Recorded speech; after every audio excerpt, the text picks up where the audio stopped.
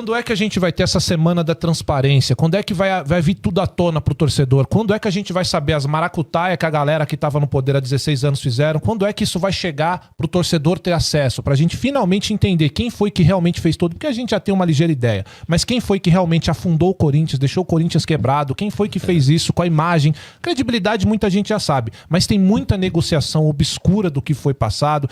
Muitos jogadores que chegaram aí, cara, jogadores ridículos. Desculpa, eu vou falar. Jogadores ridículos que não eram pra ter pisado no clube. E chegaram de uma maneira completamente, assim, assustadora. Quando é que você vai fazer, não só essa auditoria, mas vai realmente liberar para que as pessoas tenham acesso à verdade? Pra você ver, até isso me criticaram, né? Acharam que eu falei, eles deram um prazo pra gente e eu falei, ó, acho que é dia 9, acho que vai ser falado tudo. Só que a coisa é tão grande e tem outras coisas que vai aparecendo que eles estão assim, cada vez mais identificando. Aí eles pediram um novo prazo pra gente. E eu tenho que acatar. Eles aí, né? É isso, a UI. Ela sempre pede, ela pediu, falou, ó, a gente precisa de mais um prazo, vamos marcar. E a gente, amanhã, por exemplo, tem reunião com eles. A gente tem reunião todas sexta-feira e às vezes até às segundas também, ou às vezes no meio da semana, quando é casos que a gente precisa decidir.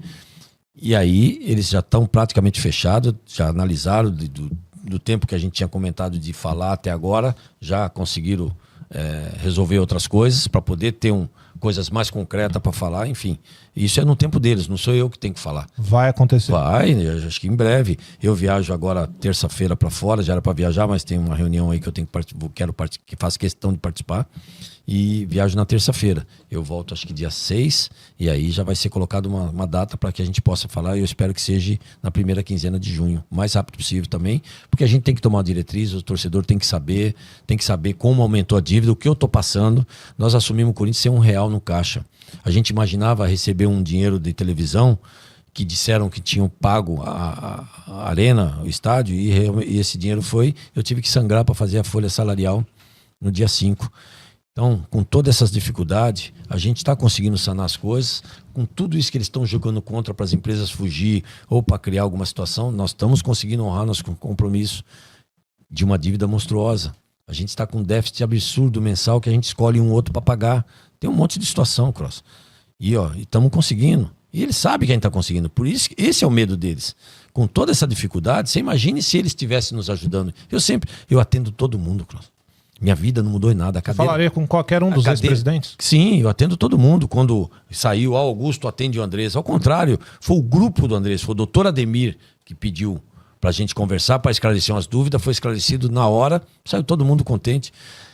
Até na reunião... Mas eu confesso que foi... Augusto, vamos confessar, aquela foto de você apertando a mão do Ilho, cara, aquilo pra mim foi comédia pura, cara, porque assim, a gente vê aquilo e dá pra ver de longe que, cara, é um aperto de mão tão irreal, cara, mas eu entendo a politicagem. Ali foi o primeiro dia, mas então, ali eu imaginava que fosse aquilo lá mesmo. É mesmo? Porque o que eu imaginava? Eu imaginava apertar a mão, vamos fazer uma transição tranquila. Apertou a mão, virou as costas, tome chumbo, né? Entendeu? Pô, cara. Pô, vamos apertar a mão e ser verdadeiro. Eu apertei minha mão verdadeira. Não foi recíproco. Só que não foi recíproco, tudo combinado. Consegui ficar com o Master. A gente já tinha outros patrocínios para camisa e logo em seguida os caras vão e lançam o patrocínio com um valor um pouco menor que nós tínhamos. Logo em seguida eles começam a renovar contratos que venciam em 2025, renovar até 2030. Logo em seguida começa a antecipar. Pô, então peraí, não foi ao invés de ajuda... Por que o cara renova um contrato que vence 2025 até 2030? Qual o motivo? Se vai vencer em 2025, espera a gente entrar em 2024. A gestão Augusto Melo vive o momento de maior pressão nestes primeiros 5 meses de Corinthians.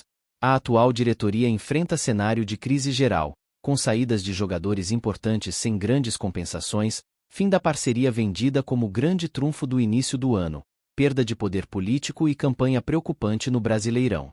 A semana se inicia com o Corinthians sem um patrocinador master com a rescisão da Vaidbet.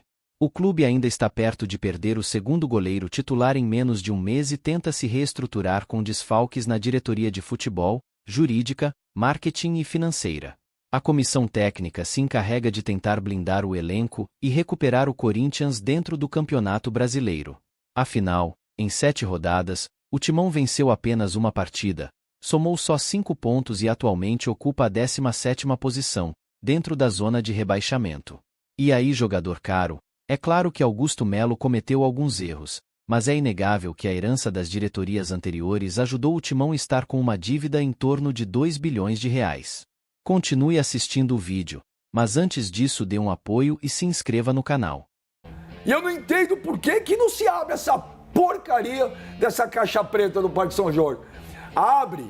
A caixa preta do Corinthians não começou em janeiro de 2024. Essa semana saiu, o Corinthians perdeu um processo, pagou 700 pau para um jogador. Você viu isso? Não.